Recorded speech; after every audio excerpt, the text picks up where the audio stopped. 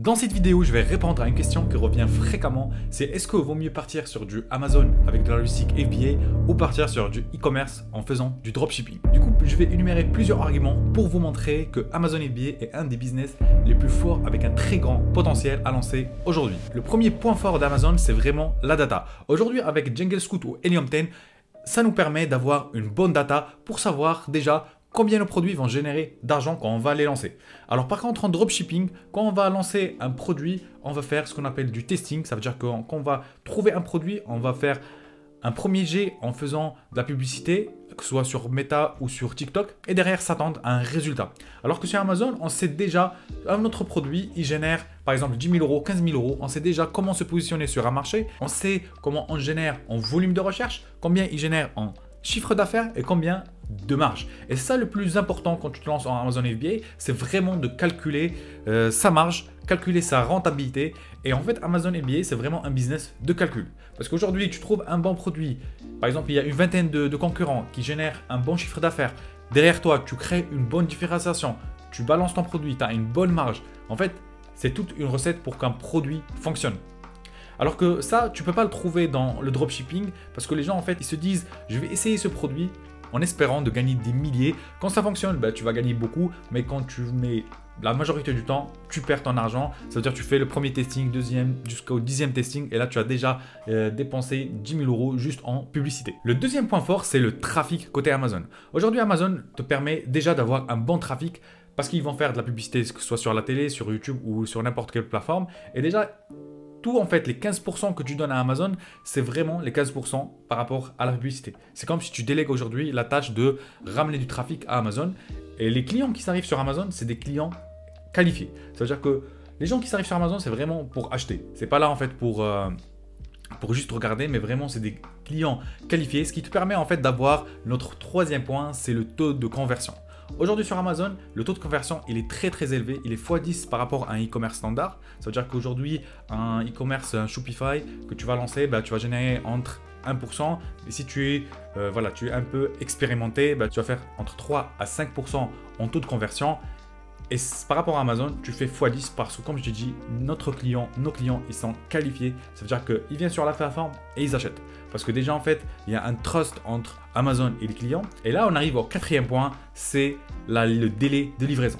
Aujourd'hui, si tu te lances en Shopify, tu as un délai de livraison entre 3 à 6 jours par exemple, alors que sur Amazon, les délais de livraison, ils arrivent à 2 jours. Et ça, c'est vraiment leur point fort, c'est de livrer les clients le plus rapidement possible. On sait bien que c'est très important pour un client de recevoir le plus vite son produit et derrière aussi de garantir cette qualité. Moi aujourd'hui, je reçois plusieurs commentaires, même si moi je ne suis pas responsable de cette livraison, c'est vraiment la supply chain d'Amazon qui gère la livraison, mais je reçois des commentaires en disant que je l'ai reçu à temps et ça vraiment, ça met en valeur ton produit et aussi la qualité du service. Le cinquième point, c'est comment se faire payer. Aujourd'hui, quand tu es sur du Shopify, bah, tu vas intégrer soit Stripe, soit PayPal. Derrière, en fait, on sait tous que tous les e-commerçants, ils ont ce problème-là, que ce soit du plafond Stripe, soit leur compte, il est bloqué ou il ne fonctionne plus. Et du coup, dès que c'est le cas, bah, en fait, ton site, il s'arrête. Aujourd'hui, Amazon, elle s'occupe de cette partie-là. C'est vraiment, elle va recueillir, elle va récolter en fait l'argent par rapport aux ventes générées de la part de tes clients et du coup derrière elle va te payer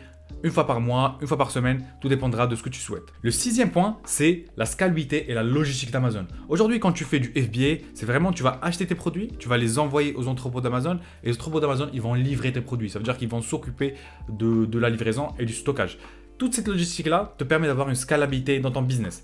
Ce qui n'est pas le cas quand tu vas te lancer en dropshipping ou en e-commerce. Parce que le dropshipping, il faut savoir, c'est juste un effet de levier. Ça va t'aider à tester tes produits. Mais si tu veux avoir une bonne rentabilité, une bonne qualité à tes clients, bah là, en fait, il faut que tu achètes du stock, que tu le stockes toi-même, que tu les livres toi-même. Et derrière, est-ce que la question que tu dois te poser, est-ce qu'aujourd'hui, tu veux dépenser du temps à faire des colis, à faire livrer tes clients, à faire gérer ton stockage, ou tu préfères scaler ton produit en donnant tout ça à des gens qui savent faire à leur métier et derrière ça va te permettre de créer d'autres produits, de créer d'autres marques ou de faire d'autres business. Et n'oublions pas le SAV qui est un point, qui est la bête noire des e-commerçants. Aujourd'hui, un e-commerçant par exemple qui génère 1 million de CA, bah, il va recevoir entre 100 à 300 emails par jour, alors que quelqu'un en fait qui a un bon business Amazon qui génère 1 million, bah, il va recevoir un mail par jour parce qu'on a déjà en fait toute la partie SAV qui est gérée par Amazon. Ça veut dire un client en fait aujourd'hui il a un problème, ben, il va prendre le téléphone, il va m'appeler moi, mais plutôt il va appeler Amazon et c'est Amazon qui va gérer le problème en disant ok ben, est-ce que vous voulez un remboursement, ok ben, je vous applique un remboursement, ok vous avez ce problème là, ben, je vais le résoudre comme ça et derrière en fait c'est avec ça en fait que tu peux vraiment te donner le temps à faire tout ce qui est important, ça veut dire créer de nouveaux produits, travailler tes fiches produits, travailler des images, travailler avec tes fournisseurs et derrière créer ton business. Au lieu de passer tout ton temps à gérer des emails, des problèmes de clients. Un autre point très essentiel, c'est la gestion du BSR. Aujourd'hui sur Amazon, quand tu fais des ventes, il y a un système que l'on appelle le système de BSR. Ça veut dire que ton produit, il va monter dans le classement. De plus en plus, tu génères des ventes, de plus en plus, ton produit monte dans les classements.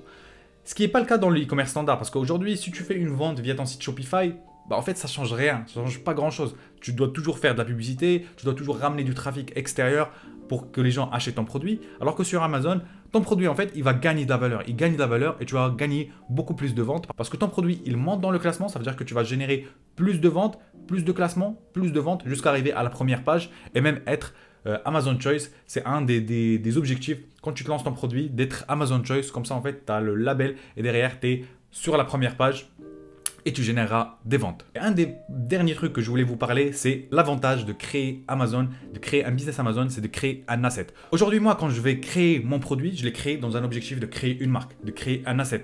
Pourquoi? Parce que c'est un business que je peux revendre. C'est comme pour moi, c'est comme un immeuble que je suis en train de construire. Je vais mettre plusieurs appartements. Un appartement, c'est des produits. Plusieurs appartements, plusieurs produits. Et derrière, quand je veux exit cet immeuble-là ou ce business-là, ben, je peux revendre tout l'immeuble.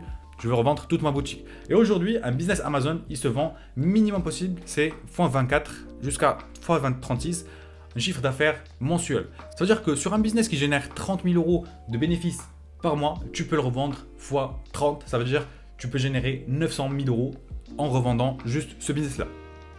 Ce qui n'est pas vraiment le cas en e-commerce standard parce que là, en fait, les gens, en fait, ils ont acheté ce business-là, ils savent qu'ils doivent mettre en place de la publicité, ils doivent mettre de l'argent pour générer des ventes. Ce qui n'est pas le cas dans un business Amazon.